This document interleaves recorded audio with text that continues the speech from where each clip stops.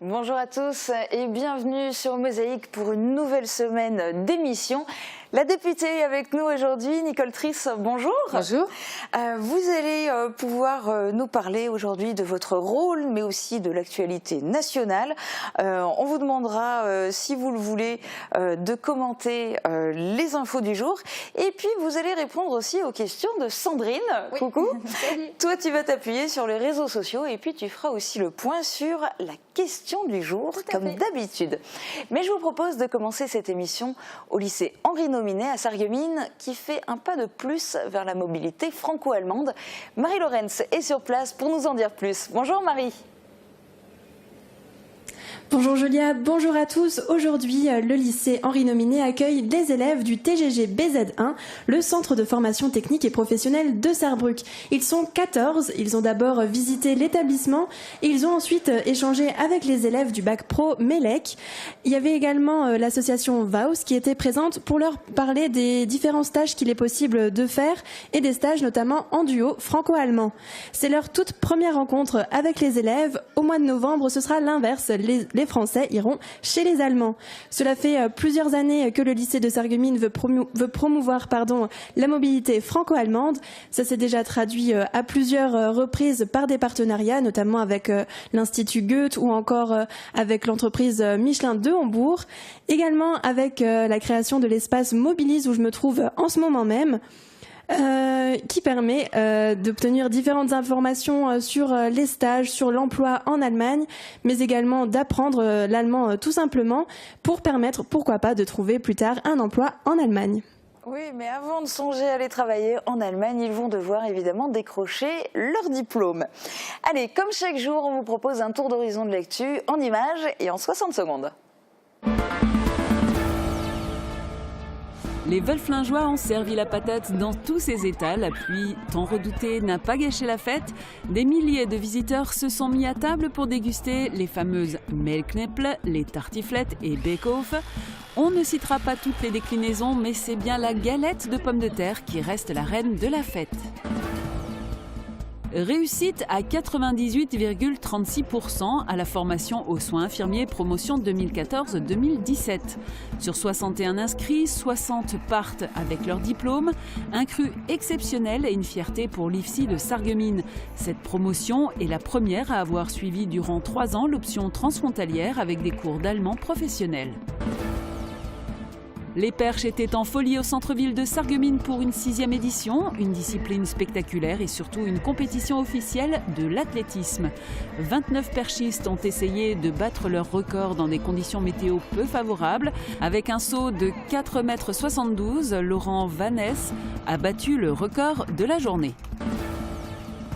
Le 10 km de Sarralbe renaît. 250 coureurs sur la ligne de départ. Après 15 ans d'absence, ce retour est possible grâce à Patrick Inchberger, à la ville et à la dynamique associative. Sans surprise, Yann Schroub, champion de France élite sur le 5000 mètres, termine la course en 31 minutes 52. La météo capricieuse n'a pas freiné les cyclistes. La Sarregueminoise édition 2017 a connu une belle participation. 400 sportifs se sont élancés sur des parcours de VTT, vélo de route et de marche organisés par le Cycle Club.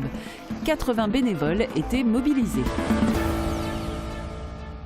Et c'est vrai qu'il faut réussir à se motiver malgré la météo, automne précoce cette année. Alors gardez le moral, même si effectivement les prévisions de Météo France sont plutôt déprimantes. Avec le Crédit Mutuel, partenaire des grands événements sportifs.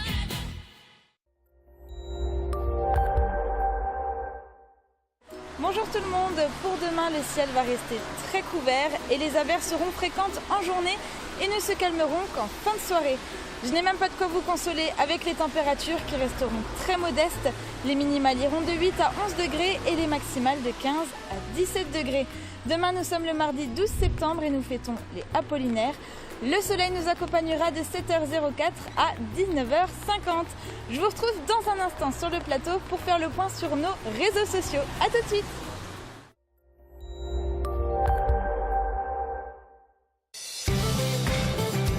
Le conseil, le choix, la pause, les meilleurs tarifs. Avec Agi Fermeture, les experts de la fermeture. À Wölflin, on a toujours la patate, même après 17 ans de fête de la pomme de terre.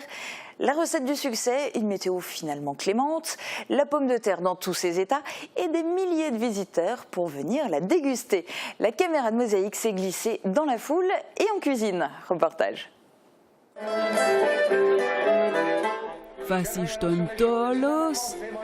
Heute ist der Wilwinger Kronbergfest. Pour sa 17e édition, la fête de la pomme de terre de Wölflin s'est placée sous le signe du Platt.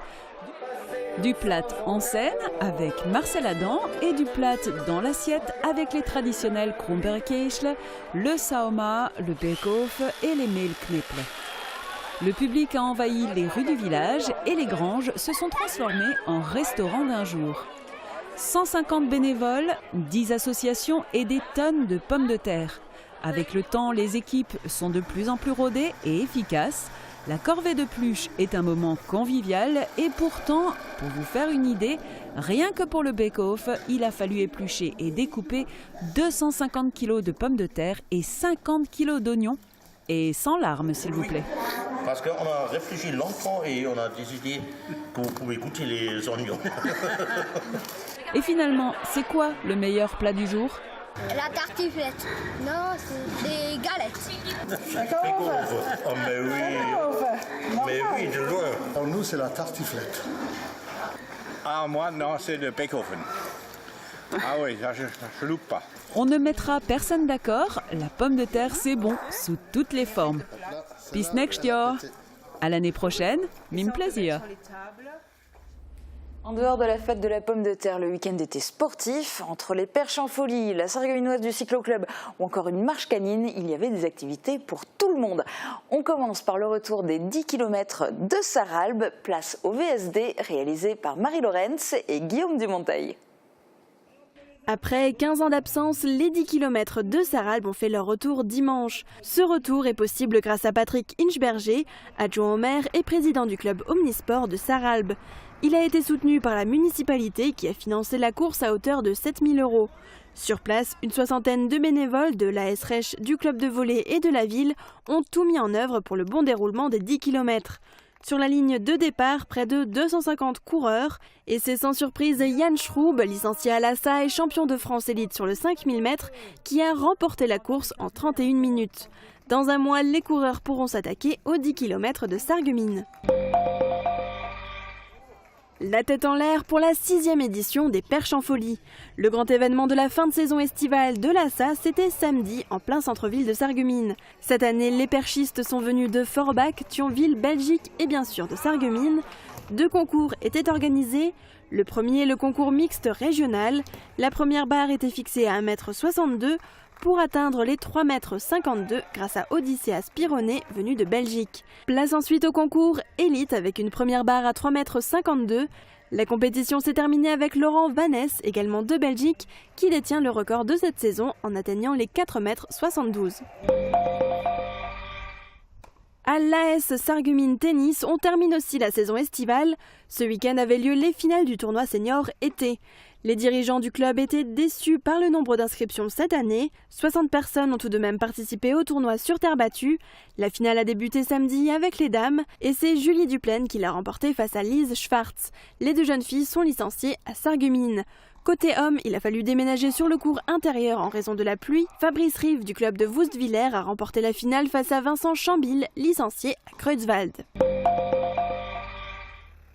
La météo capricieuse du week-end et surtout le brouillard de dimanche matin n'a pas freiné les cyclistes. Ils étaient environ 400 à participer à la Sarregueminoise, une sortie combinée entre VTT, vélo de route et marche, organisée par le Cyclo-Club. Pour les VTTistes, des parcours de 35 et 45 km étaient préparés. Les cyclistes sur route avaient le choix entre 3 parcours de 65, 85 ou 115 km. Et les marcheurs pouvaient suivre un chemin de 12 km. Après 3 mois d'organisation, c'est encore un succès pour le club qui a mobilisé 80 bénévoles. Au même moment, les chiens ont fait connaissance avant de partir en balade. L'entreprise Gwen et Paul, spécialisée dans l'éducation canine, s'est associée à la SPA de Sarreguemines. Ensemble, ils ont organisé la première marche canine. 3 parcours étaient proposés au départ du centre nautique de Sarreguemines, 3,5, 7 et 10 km. Pour participer avec leurs chiens à la marche, les maîtres ont déboursé 5 €. L'ensemble des bénéfices sera reversé à la SPA. Plusieurs chiens de la SPA de Sarreguemines ont également pu profiter de la balade. Cette manifestation, qui veut également sensibiliser aux abandons des chiens, devrait être reconduite l'année prochaine. Les Loups Alpha cherchent leur nouvelle recrue. Le club de basket de Sarreguemines commence la saison avec un nouveau nom, de nouveaux coachs et un tout nouveau comité. Christophe Baudin, le président depuis quelques semaines, veut restructurer le club en l'amenant à nouveau à son meilleur niveau. Ce week-end a signé le démarrage de cette renaissance avec la journée des licenciés. Un concours de tir à 3 points était organisé et un match de gala affrontait les Loups Alpha à l'équipe de Klein-Blittersdorf. Le 17 septembre, la nouvelle équipe disputera son premier match avec le premier tour de la Coupe de Lorraine. Il n'y a pas que les Loups Alpha qui recrutent. Les francs-maçons de la Grande Loge de France cherchent également de nouveaux membres sur le territoire de Sarreguemines Beach. Ils organisaient pour cela une réunion publique ouverte exceptionnellement à tout le monde, même aux profanes. Au début de son intervention, Alain Grézel, ancien grand maître, s'est attaché à réfuter tous les arguments des opposants à la franc-maçonnerie qui assimilent ces cercles de pensée à des sectes. Alain Grézel a ensuite donné les démarches à suivre pour devenir franc-maçon. Les nouveaux infirmiers ont de quoi être fiers. La promotion 2014-2017 de l'IFSI de Sarreguemines affiche un taux de réussite de 98,36% à la session du diplôme d'État. Ils étaient 61 candidats à se présenter et 60 d'entre eux en sortent diplômés. Les anciens étudiants se sont retrouvés au centre hospitalier spécialisé de Sarreguemines pour la remise officielle des diplômes. L'excellent taux de réussite fait la fierté de la directrice de l'IFSI, Nathalie Bourrin, et de toute l'équipe de formateurs. Cette promotion est la première à avoir suivi durant 3 ans l'option transfrontalière avec des cours d'allemand professionnels. Un autre étudiant maintenant, major de promo du Grand Est, ancien étudiant, il est la fierté de son lycée. L'an dernier, Oussama a obtenu son diplôme de BTS avec 17,83 de moyenne. Ses professeurs l'ont invité à venir rencontrer les élèves de cette année du lycée Henri Nominet pour parler de son expérience en espérant les pousser à faire encore mieux. Reportage. On nous parlait souvent d'un élève qui était là il y a 2 ans avant moi, qui avait eu la meilleure note de l'Alsace, Lorraine et Franche-Comté. Et donc, comme je suis un peu un compétiteur, je me suis dit, on va essayer de battre sa moyenne. Et puis au final, mission accomplie. Et même mission accomplie avec brio, puisque Oussama Maaziz a frôlé le 18 de moyenne et a décroché un emploi de technico-commercial dans la foulée.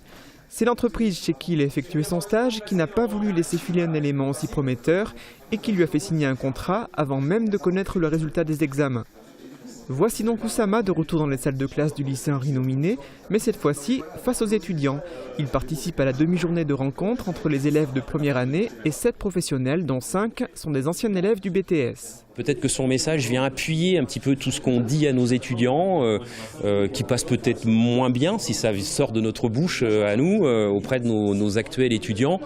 Donc si en plus lui peut marteler certaines choses que nous-mêmes on leur aura dit précédemment, on est convaincu que le message passe encore mieux. Les professeurs espèrent aussi qu'un de ces élèves de première année se fixera à son tour comme objectif de battre la moyenne d'Oussama Maaziz à l'examen. Rendez-vous est pris dans 2 ans. On retourne maintenant à Veulflin. La commune est très connue pour sa fête de la pomme de terre. Ce qu'on sait moins, c'est qu'elle est le premier producteur d'énergie de l'agglo. En 2012, 5 éoliennes ont été installées sur les hauteurs de la commune. Cette semaine, Mosaïque vous propose une série de reportages pour grimper à l'intérieur. Mais avant, revenons aux origines du projet grâce à nos images d'archives. Regardez. Non seulement il y a une forme d'autonomie énergétique de la commune de Veulflin, mais elle contribuera très largement à la consommation énergétique à l'échelle, si vous voulez, du canton ou de l'arrondissement, enfin des communes voisines. Et je crois que c'est effectivement important de montrer que dans une petite commune de quelques 600 habitants, on peut effectivement, à condition de se mobiliser, contribuer, si vous voulez, à cette production d'énergie qui est, en l'occurrence, de l'énergie propre. 5 éoliennes qui rapportent. C'est avec enthousiasme que Michael Weber et Bernard Tonnelier présentaient le projet à la presse en ce début de mois de juillet 2011. La ferme éolienne, d'une puissance de 10 MWh, devait rapporter annuellement entre 40 000 et 45 000 euros à la commune, et ce n'est pas tout. Veulflin, premier producteur d'énergie au niveau de la Comcom. Moins d'1 an plus tard, Ces géantes de métal et de fibres de verre s'élevaient tour à tour sur leur socle de béton de 30 mètres de profondeur. Des travaux suivis de très près par les Wölflingois. C'est un centre d'intérêt.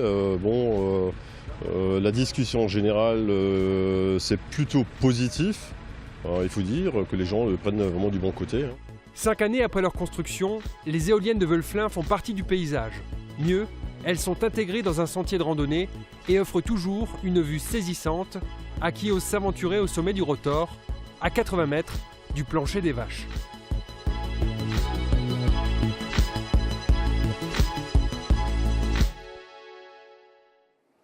Les images aériennes sont impressionnantes. Vous en verrez encore plus au fil de la semaine.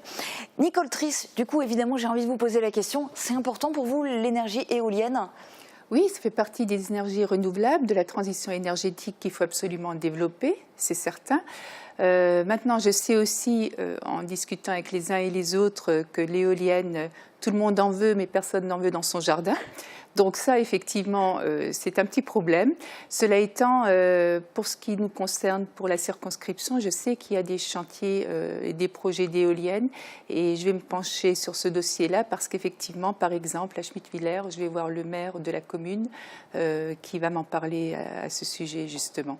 Mais il est certain que la transition énergétique est quelque chose qui est devant nous, vers lequel il faut qu'on aille. Et il faut simplement voir, est-ce qu'il n'y ait pas d'excès dans un sens ni dans l'autre, bien sûr. Nicole Triss, on marque une courte pause. Je vous redonne la parole tout de suite après. On fera aussi le point, Sandrine, sur la question du jour. Et puis on ira à la découverte d'un club de sport. À tout de suite.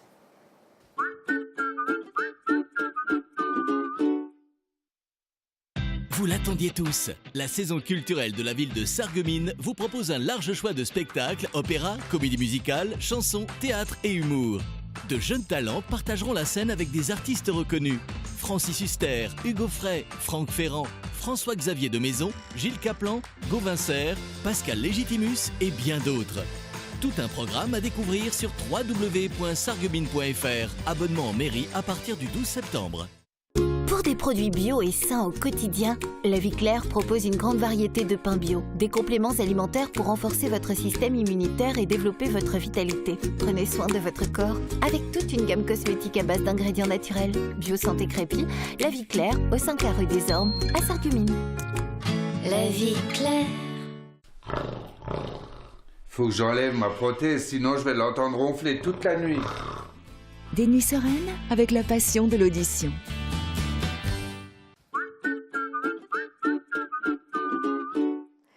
Mosaïque met les internautes à contribution, c'est la question du jour. Bien-être, hygiène, consommables, équipement de la maison. AVS Médical, notre métier, vous accompagner. Le SFC connaît un début de saison compliqué et ce week-end les joueurs vont disputer leur premier match de Coupe de France contre Morange. Alors avec cette équipe qui a été chamboulée par le mercato et je pense notamment au départ de Trimborn et Caraillère, jusqu'où pensez-vous qu'ils peuvent aller cette année? Répondez-nous dans les commentaires et on en reparle en direct sur Mosaïque. Alors Sandrine, ça y est, on est en direct sur Mosaïque. Quels sont les pronostics des supporters du SFC ? Alors, je crois qu'ils étaient tellement plongés dans le match de samedi qu'ils ont complètement oublié de nous répondre. Alors, on a quand même reçu une réponse d'Alonso sur Twitter qui est très rêveur et qui nous dit « En finale, je l'espère, allez le SFC ». Sur notre page Facebook, Mathieu garde un petit peu plus les pieds sur terre et il nous dit « Je pense qu'ils arriveront en 8e de finale en espérant qu'ils affrontent une Ligue 1 cette année, pourquoi pas le PSG ». Et l'équipe elle-même en serait ravie. Ils lui ont même répondu « On signe tout de suite dès demain pour un 8e de finale qui serait historique pour le club ». Alors tu dis de lui qu'il a un peu plus les pieds sur terre parce qu'effectivement, a priori, on se dit que le pronostic n'est pas complètement irréaliste parce que quand on voit le parcours qui a été accompli les 2 dernières saisons, finalement, pourquoi pas hein. Complètement. Mais en fait, les 2 dernières saisons, ils sont arrivés quand même jusqu'en 16e de finale en réussissant à éliminer des équipes de Ligue 2. L'année dernière, ils se sont fait éliminer à un match d'affronter le PSG. C'était vraiment décevant, enfin rageant pour eux par contre. Je me retourne vers vous maintenant, Madame la députée. Alors, avez-vous suivi ce parcours justement ce parcours historique du Sarreguemines Football Club en Coupe de France ? Oui, l'an dernier, oui. J'étais une vraie fan, alors que je ne regarde pas le foot en général, mais le fait de savoir que c'est Sarreguemines, bien sûr. Oui, et puis j'étais comme vous, j'étais très frustrée par le fait qu'ils aient perdu alors qu'ils auraient pu être face au PSG. On espère qu'ils vont se rattraper cette année. Alors, je m'arrête ici pour le foot pour qu'on s'intéresse un petit peu plus à votre parcours et à votre rôle de député. Ce week-end, on en a profité aussi pour demander à nos internautes de réagir à votre venue aujourd'hui sur le plateau de Mosaïque et en les invitant à vous poser des questions. Et en fait, au final, on a été très étonnés d'en avoir reçu aucune. Alors, comment vous pouvez réagir à ça ? Comment vous interprétez cet événement en fait ? Comment l'interpréter ? Je pense qu'ils attendent de voir ce que je fais pour eux, tout simplement. Il n'y a pas réellement de questions à avoir. Je pense que c'est une attente. Ils ont raison, puisqu'il faut agir d'abord avant d'avoir des questions par rapport à un dossier ou à un autre. Alors justement, Nicole Trisse, pardon, je vous coupe, mais du coup, j'ai envie que vous nous l'expliquiez concrètement. Pour vous, être député, ça consiste en quoi ? Alors le député, c'est réellement le lien entre les habitants et les élus d'une circonscription et l'Assemblée nationale. Et c'est vrai que ce lien-là, justement, je veux vraiment qu'il soit fort, que je sois un maillon entre ces deux entités-là. Être député, c'est bien sûr sur le plan parlementaire, puisque c'est un parlementaire, un député, c'est promulguer des lois, c'est analyser les textes, les amendements, c'est aller dans les commissions, ça je l'avais déjà dit, mais c'est également être un facilitateur auprès des habitants, auprès de la circonscription, connaissant la problématique de la circonscription pour concrétiser, améliorer le quotidien des habitants, tout simplement. Alors si on se penche un petit peu sur l'aspect parisien, si je peux dire, de votre rôle, de vos missions de député, est-ce que par exemple, question au gouvernement, débat à l'Assemblée, proposition de loi, est-ce que vous allez vous exprimer à Paris ? Est-ce qu'on va avoir l'occasion de vous entendre ? Alors, il faut bien savoir qu'il y a deux façons de s'exprimer au niveau de l'Assemblée nationale, c'est les questions orales au gouvernement et les questions écrites. En question orale, il faut savoir qu'on a un certain nombre de questions qu'on peut poser. Donc là, jusqu'à présent, en session extraordinaire, c'était le mercredi après-midi. Et comme on est plusieurs groupes, c'est une proportionnelle pour les questions. C'est-à-dire que nous, qui sommes La République En Marche, on est la majorité, mais on posera 4 à 6 questions au gouvernement le mercredi après-midi. Les autres questions sont posées par les autres groupes. On est très nombreux cette année au niveau des groupes. Ce n'est plus 2 groupes ou 3 groupes, on est à 7 groupes, plus les non-alignés. Donc vous imaginez bien qu'on ne peut pas tous poser des questions en même temps, tout le temps. Si vous faites effectivement une règle de 3, entre les questions qu'on peut poser et le nombre de députés que nous sommes pour le groupe de La République En Marche, ça signifiera qu'on posera, et c'est dur à dire, mais c'est la réalité, si tout le monde y passe, on posera au mieux 2 questions orales pendant une mandature. En revanche, les questions écrites, c'est beaucoup plus simple parce que vous pouvez poser les questions écrites autant que vous voulez et vous pouvez avoir des réponses écrites aussi, ce qui est important par rapport au ministère auquel vous vous adressez. Donc, la question orale, vous ne m'entendrez pas beaucoup, mais vous entendrez peu tous les députés de la majorité présidentielle, car nous sommes quand même plus de 300. Vous entendrez probablement plus de France Insoumise, ils ne sont que 17, si on veut faire la part des choses. En revanche, en question écrite, oui, je m'y attelle pour pouvoir m'exprimer et avoir des réponses par rapport aux problématiques qu'on me pose au niveau de la circonscription. J'ai déjà d'ailleurs posé 2 questions écrites là, au mois de juillet et je vais continuer lorsque les débats reprendront à partir de fin septembre, début octobre. Pour la partie de vos missions qui se passe ici, sur la circonscription, il y a une chose qui n'existe plus, ce sont les enveloppes parlementaires. Absolument.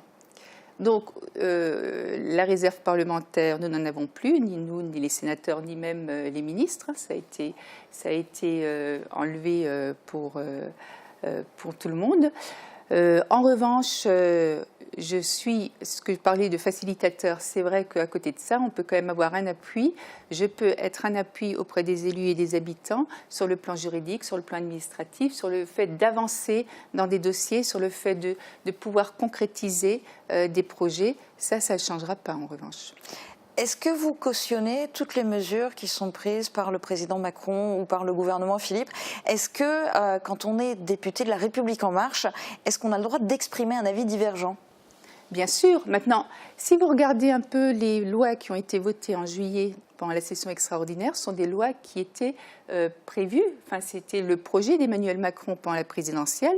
C'était le projet auquel je souscrivais pendant la campagne législative. Mais on n'adhère pas forcément complètement à tous les points et alinéas d'un programme. Je suis d'accord avec vous. En revanche, là, pour le coup, concernant la transparence à la vie publique, concernant la loi travail et la prolongation de l'état d'urgence en attendant d'avoir une loi qui, à partir de fin octobre, début novembre, il me semblait logique d'y souscrire parce que, effectivement, c'était mon intention. Je considère qu'il faut une amélioration, que la loi travail est importante, qu'il y a des améliorations qui ont été faites, qui vont être faites grâce à cela, autant pour le salarié que pour l'employeur. Et concernant la moralisation de la vie publique, il était nécessaire effectivement qu'on mette les choses, qu'on clarifie les choses pour éviter de penser qu'on puisse avoir une polémique parce que peut-être il y aurait un abus. La loi travail, vous venez de le dire, tout le monde n'est pas d'accord, en tout cas avec l'ensemble de ce qu'elle comprend. Demain, c'est une journée de mobilisation nationale. Vous avez envie de leur dire quoi aux manifestants? Vous les traitez de fainéants? Non, ce n'est pas le fait. La journée de demain, du 12 septembre, c'est la journée qui est proposée par la CGT. La CGT, au mois de juin, avait déjà dit qu'elle ferait une journée d'action nationale en septembre, alors même que commençaient à peine les discussions avec les différents partenaires sociaux et les différentes personnes concernées. Donc, c'est une journée qui était là depuis longtemps. Je considère que la journée de demain est une journée pour la CGT. Donc voilà, je veux dire, indépendamment du fait de toutes les améliorations, de tout ce qui a été dit, de toutes ces réunions, Emmanuel Macron et la ministre du Travail ont quand même mené une 50aine de réunions avec les différentes instances, les différents partenaires sociaux. Que je sache, il n'y en a aucun qui a claqué la porte. Ça prouve bien que cette réforme, elle est bienvenue, il faut qu'elle soit faite, tout le monde en est conscient. La journée de demain est une journée qui était déjà prévue de longue date, avant même qu'on arrive à cette loi. Je vais vous lancer un défi choc. Vous allez devoir me répondre en un seul mot parce qu'on n'a plus le temps. S'il y avait un seul combat à mener, une seule cause à défendre, pour vous, ce serait quoi? L'emploi. L'emploi. D'accord. Eh bien, merci beaucoup d'avoir été avec nous aujourd'hui pour répondre à nos questions. On va parler maintenant d'un sport qui est sans doute trop peu médiatisé et où les féminines excellent dans le secteur. Elles sont armées et rapides, passionnées et concentrées. Les filles sont à la pointe du cercle d'escrime de Putelange-au-Lac. Ce cercle, qui compte une 50aine de membres, a été créé il y a 12 ans par Nicolas Hugo, le maître d'armes. Un petit club, mais qui sait tirer son épingle du jeu. Le cercle d'escrime des Lacs a été représenté en championnat de Lorraine, de France, d'Europe et même en championnat du monde des maîtres d'armes. Jean Birkel a assisté à la reprise de l'entraînement.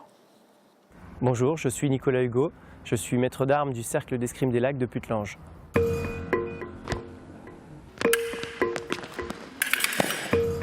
L'escrime, c'est un sport de pointe, c'est un sport de duel. Donc on aime bien se confronter aux autres, on se découvre soi-même aussi. En ayant une arme en main, c'est vrai qu'on n'a pas forcément les mêmes réactions que d'habitude. Des réflexes un peu primitifs de peur, d'envie de survivre et qui font qu'en fait, on n'a pas les réactions habituelles et ça crée beaucoup de passion chez les escrimeurs.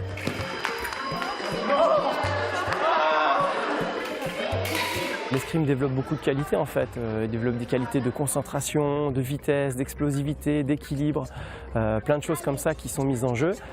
Les freins, il n'y en a pas tellement parce qu'on peut être grand, petit, si on est suffisamment intelligent pour compenser ses faiblesses, on s'en sort très bien. Et donc souvent les plus malins, les plus rapides gagnent, c'est comme ça que ça se passe.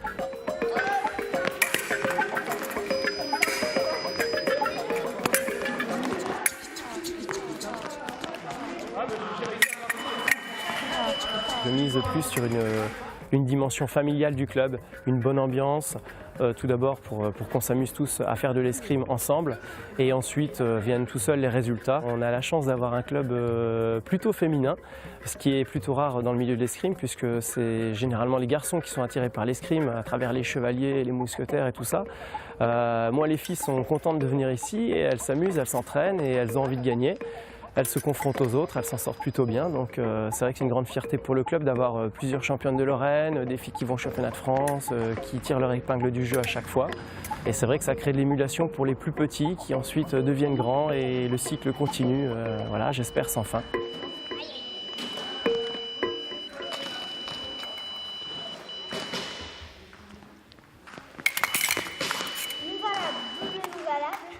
Et c'est le genre de reportage qui suscitera peut-être des vocations. C'est la fin de cette émission. Très bonne journée à tous. À bientôt.